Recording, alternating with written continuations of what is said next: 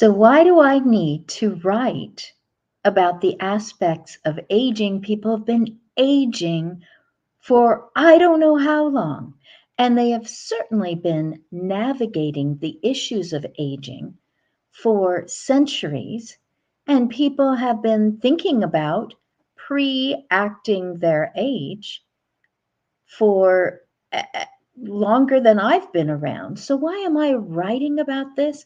I'm putting something that people have to rediscover generation after generation. I'm just putting it all into one spot. And I'm being very general so that you can be more specific, you can personalize, you can customize your pre-act your age journal to fit your life the way that you are right now. And you can always go back and revisit and make changes because you might change. That is part of what I'm addressing today in the three aspects of aging. However, I want to make sure that I apologize to everyone. I dropped a malaprop. I My malapropism from the last episode was that I asked you if you knew for yourself or maybe for others who are very close to you what your choice of internment would be. So I stuck an N in there that shouldn't have been there. It's really interment. That's a malaprop where you use one word in place of the other. And sometimes it turns out funny. And this time it's just not correct at all because being interned means that you've been caged, you've been imprisoned. And being interred, well, it's not caging you at all. It's probably the opposite. So, interment is something that I'm about to talk about right now. And if that's not something you want to listen to, then either take out your earbuds right now or stick your fingers in your ears, whichever works. And I'm going to go through them really fast. These are just a few that I discovered in my research for being interred. That is your burial plan. What will remain of your remains? What is your position on your disposition? Okay, you don't have to listen if this is going to be difficult for you, but I'll wave when you need to come back in and hear the aspects of aging. Okay, here we go, really fast. There is Capsula mundi. That is a burial pod. It's a biodegradable egg. You can donate your body for medical education or scientific research. You could do a water cremation, also called resumation or aquamation, using alkaline hydrolysis. This is chemicals and heat to dissolve your remains into a sterile liquid that can be stored in a container. The process has a much lower carbon footprint than traditional cremation or traditional burial. There is, of course, speaking of liquid, burial at sea. That one's been around for quite a while. There is green burial, and that can include a mushroom spore shroud, which accelerates decomposition and mitigates toxins. There is also a brand new one to me, human composting. Of course, the remains need to be delivered to a conservation site. There is traditional burial, which involves the body being embalmed and then dressed and then placed in a casket, sometimes for viewing. There is the traditional cremation, which sometimes the loved ones would like to be involved or to view that cremation of the remains.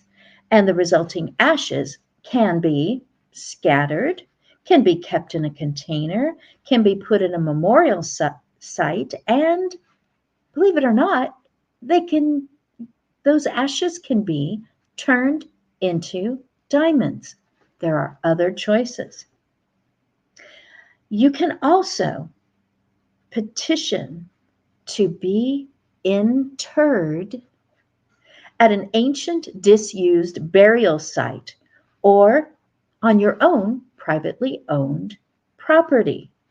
There is one more possibility, and that is that you completely ignore and avoid the subject for the remainder of your days, and at the end of your life, leave all these decisions up to those who are grieving your loss. That is another option.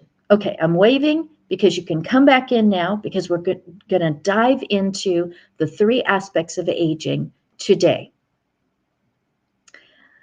The first one is doing a 180 at 80, and that is decided by you. You're the one that's driving this complete change.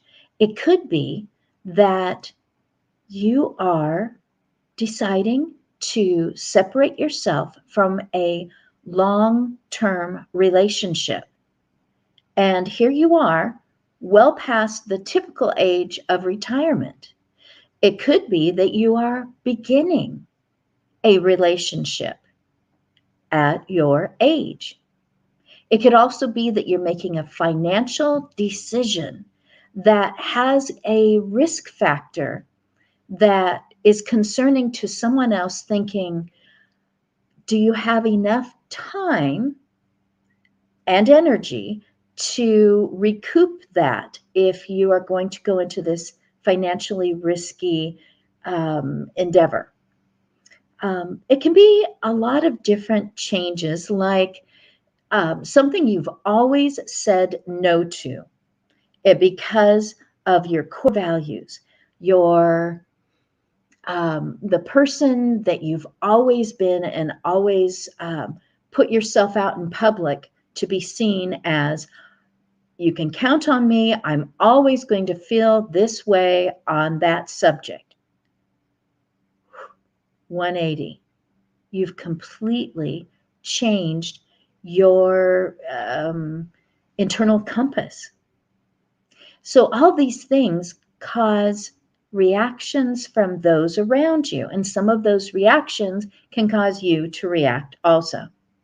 I'm going to go on to the next aspect of aging, which is doing a 180 at 80, but this time it is being pushed into your life by society.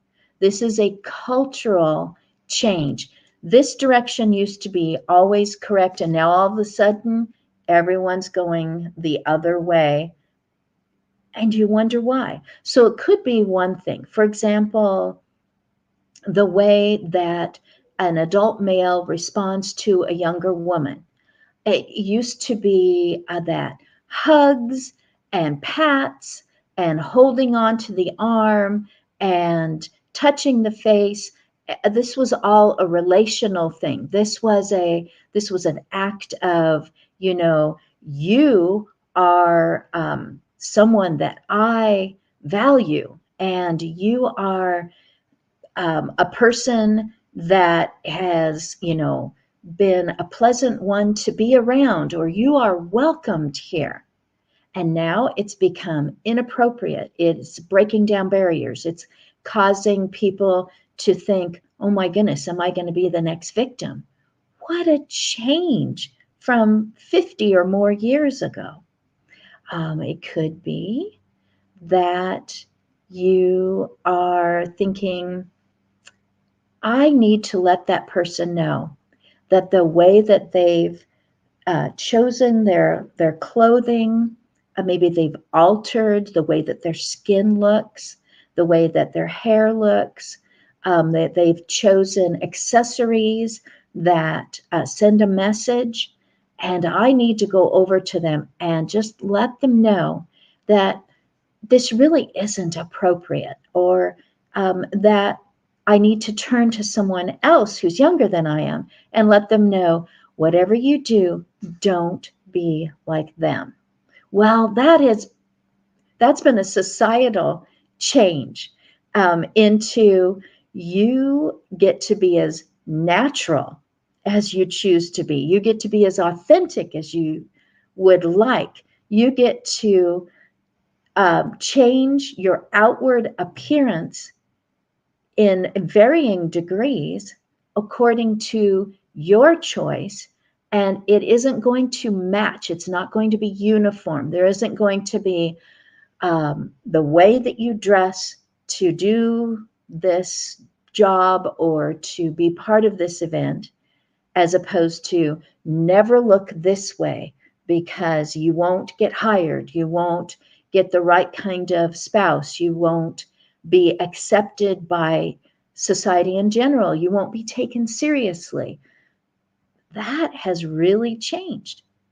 The third aspect to touch on today is for you to know that yes, it comes up for almost everyone, unless you've never driven and unless you've never used the car keys. There will be a point where you question yourself or someone questions you on your driving, or whether you should have the choice to drive at night, that distance, to drive away without letting someone know where you intend to be and what time.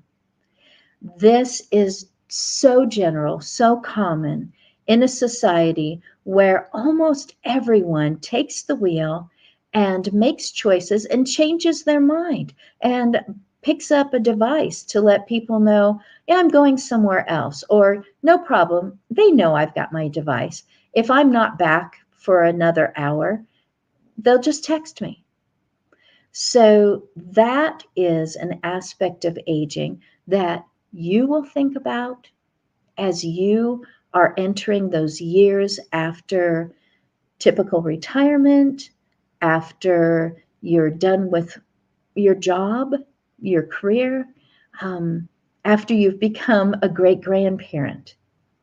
And you will be approached by other people who care about you, who want you to have independence, who don't want you to have something heartbreaking happen in your life, having to do with negotiating traffic and details. Just, where was I headed? What direction is better? Are there distractions outside the car, inside the car?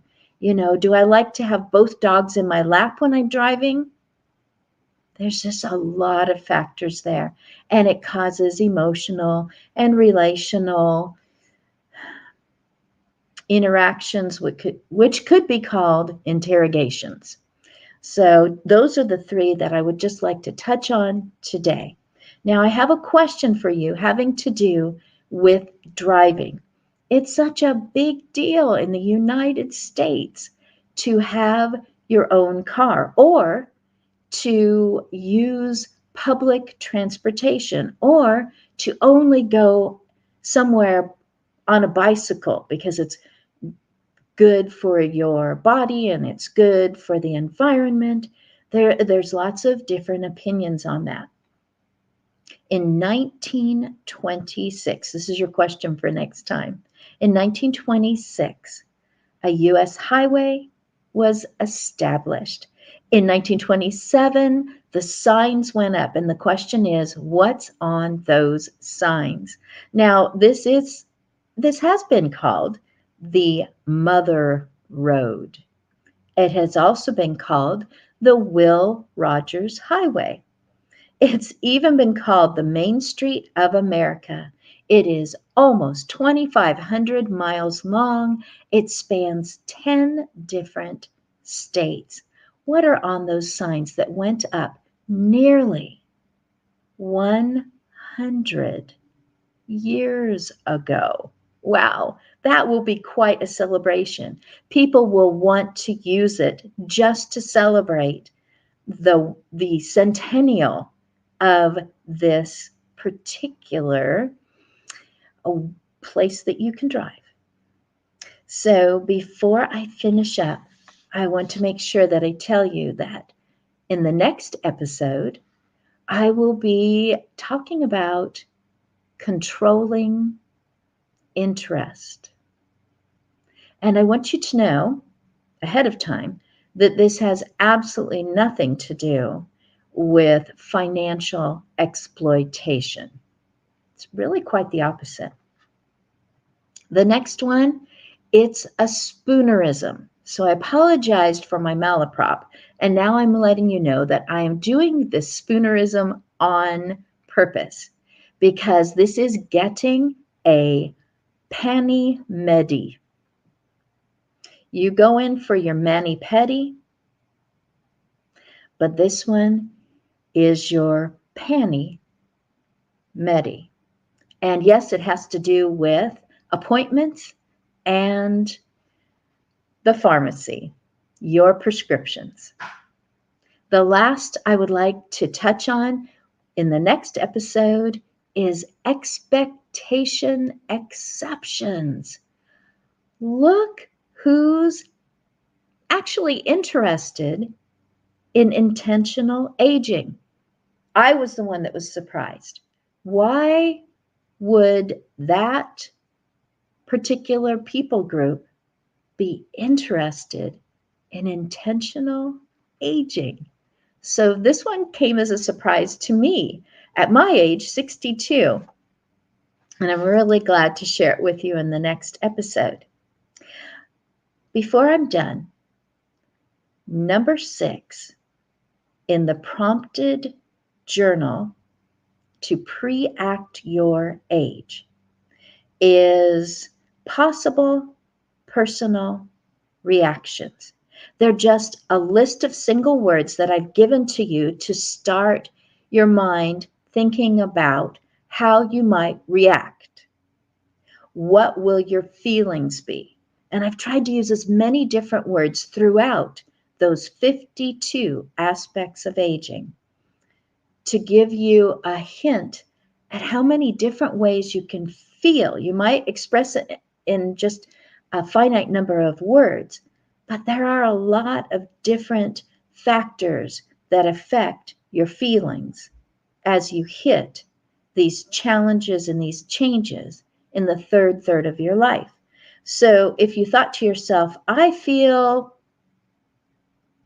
because of their interactions with me on this issue, or because of these circumstances that are hitting me very privately, it just makes me feel, and there's a blank. So I've given you several to choose from. And if one of those fits you, great. If two of them, or if there's one that you're thinking of that would fit you right now, if suddenly you were in that age group in the future, that is why number 6 is in the book. I am going to finish right here to just remind you I am Christine A. Smith, and I encourage you to keep both hands on the helm, emotional and relational, as you navigate your future on your own terms. I encourage you to do that because I am the aging enthusiast.